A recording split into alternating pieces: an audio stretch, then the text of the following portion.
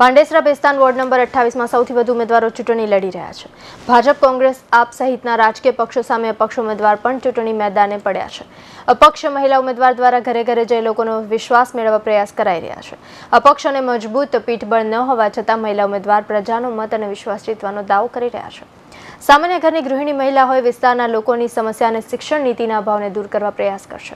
આપણે ward number 28 में આવ્યા છે।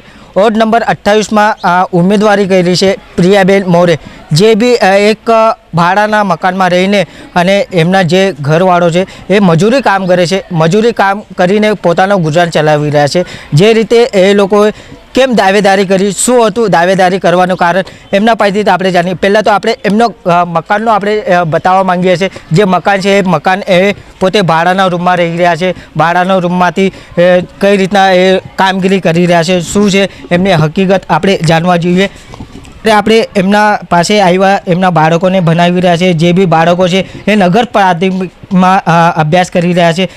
નગર પ્રાથમિકમાં જે રીતે એ લોકોએ અભ્યાસ કરીને આપણે ગુજરાન બનાવી રહ્યા છે। જેથી આપણે એમના પાસેથી પ્રિયાબેન પાસેથી જાણીએ કેમ એમને ઉમેદવારી કરવું પડ્યું, શું કારણ હતું ઉમેદવારી કરવાનું, એમના પાસેથી આપણે જાણીએ। जी आपનું नाम? मैं प्रिया अविनाश मोरे।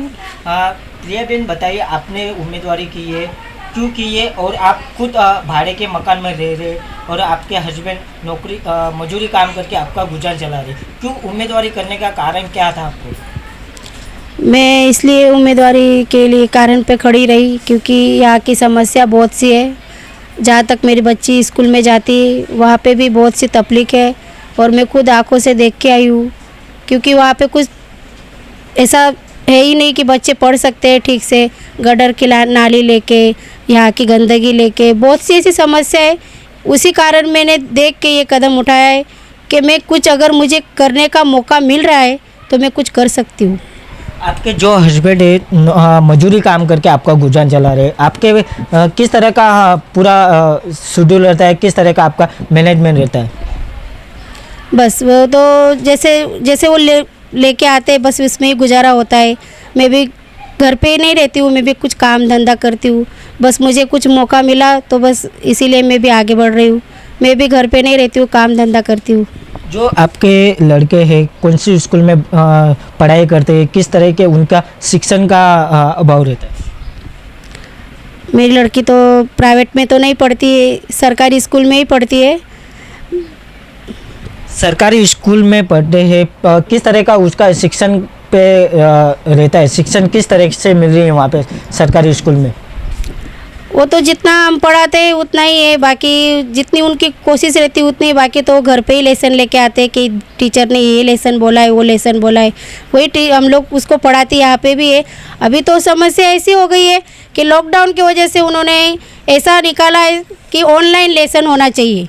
ऑनलाइन लेसन ऐसा कि बच्चों को घर पे ठीक समझ लो, जिसके पास मोबाइल है तो वो बच्चों को ऑनलाइन पढ़ा सकते हैं। जिसके पास नहीं मोबाइल है तो उन्होंने ये विचार करना चाहिए कि भाई हम इसको कैसे ऑनलाइन लेसन कर सकते हैं। इसलिए बच्चों का लेसन भी सब ये हो रहा है। बहुत सी ऐसा कुछ समस्या है, मैं आपको बता सकती हूँ। पर